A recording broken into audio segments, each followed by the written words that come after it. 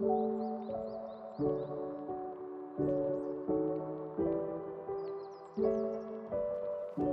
itu post-traumatic growth? Post-traumatic growth merupakan sebuah perubahan atau transformasi positif yang dialami oleh seseorang setelah berjuang menghadapi trauma. Kondisi ini ditandai dengan kualitas diri atau kondisi yang jauh lebih baik dibandingkan sebelum mengalami trauma. Di sini ada beberapa definisi menurut para tokoh tentang post-traumatic growth. Yang pertama ada Tedeschi dan Calhoun. Menurut Tedeschi dan Calhoun, post-traumatic growth adalah pengalaman perubahan positif yang terjadi sebagai akibat dari perjuangan yang sangat menantang pada situasi kehidupan. Selanjutnya ada dari Jennifer Bullman. Beliau menjelaskan bahwa peristiwa traumatis menggerakkan perubahan melalui pemecahan dan pembangunan ulang asumsi. Individu berusaha memahami peristiwa traumatis yang dialaminya, dan reaksi dari hidup adalah penting untuk menyelesaikan traumanya. Namun, pada kondisi ini, individu bukan hanya kembali ke sedia kala, individu juga mengalami peningkatan dalam segi psikologis. Selanjutnya, hasil riset. Riset ini berjudul Post-Traumatic Growth, kekecewaan seorang anak setelah mengetahui bahwa orang tuanya bercerai. Di sini narasumbernya ada dua, dengan inisial D dan G. Melalui proses PTG yang berbeda dengan narasumber satu, yaitu G, D merasakan kekecewaan setelah mengetahui bahwa orang tuanya bercerai. Terlebih, ia merasa dibohongi selama ini karena tidak diberitahu bahwa orang tuanya bercerai. Sejak kecil, D memang sudah merasakan kehampaan akan kasih sayang dan dukungan dari orang tua karena kondisi keluarganya yang tidak harmonis. Setelah mengetahui bahwa orang tuanya bercerai, muncul pikiran negatif pada diri narasumber untuk mengakhiri hidup karena merasa tidak ada semangat untuk hidup dan tidak ada dukungan dari siapapun. Percobaan bunuh diri pertama kali ia lakukan ketika SMP dan terus-menerus ia lakukan sampai ia masuk kuliah. Dan justru semakin memuncak selama masa kuliah tersebut. Selain itu, perceraian orang tua ini juga membuatnya memiliki banyak trauma seperti pernikahan laki-laki atau bapak-bapak paruh baya, dan pada orang yang berkata kasar atau membentak. Walaupun sedang menghadapi masalah yang berat, namun narasumber ingin selalu terlihat ceria dan bahagia di depan orang lain. Untuk itu, pada kondisi terpuruknya ini narasumber memilih untuk tidak bercerita pada siapapun. Pengungkapan diri yang dilakukan oleh narasumber pada saat itu adalah dengan berkomunikasi dengan Tuhan dan menulis. Setelah itu, dia menemukan titik baliknya ketika ia masuk rumah sakit untuk waktu yang cukup lama karena menderita gagal ginjal dan gastritis yang diakibatkan oleh kebiasaannya mengkonsumsi obat-obatan dalam dosis tinggi sebagai percobaan bunuh diri.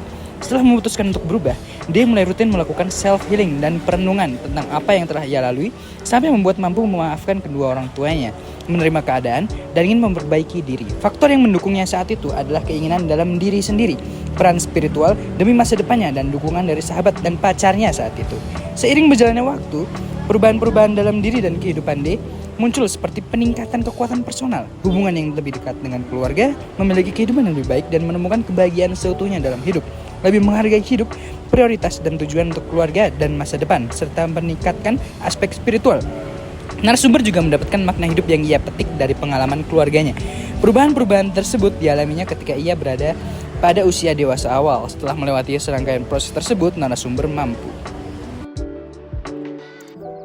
Ada pula aspek-aspek dari post-traumatic growth itu sendiri, ada 5. Yang pertama, penghargaan terhadap hidup dan perubahan prioritas secara berkala.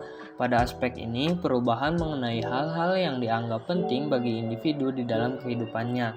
Lalu yang kedua, hubungan dengan orang lain atau relating to other, merupakan perubahan dalam segi hubungan sosial dengan orang lain. Lalu yang ketiga, kekuatan di dalam diri atau personal strength. Kekuatan di dalam diri ini merupakan perubahan pada individu berupa peningkatan kemampuan di dalam dirinya. Lalu yang keempat, adanya kemungkinan baru atau new probabilities, di mana aspek ini merupakan identifikasi individu mengenai berbagai kemungkinan-kemungkinan baru di dalam kehidupannya. Lalu yang kelima, perkembangan spiritual pada perkembangan spiritual ini merupakan perkembangan pada aspek-aspek spiritual dan hal-hal yang bersifat eksistensial.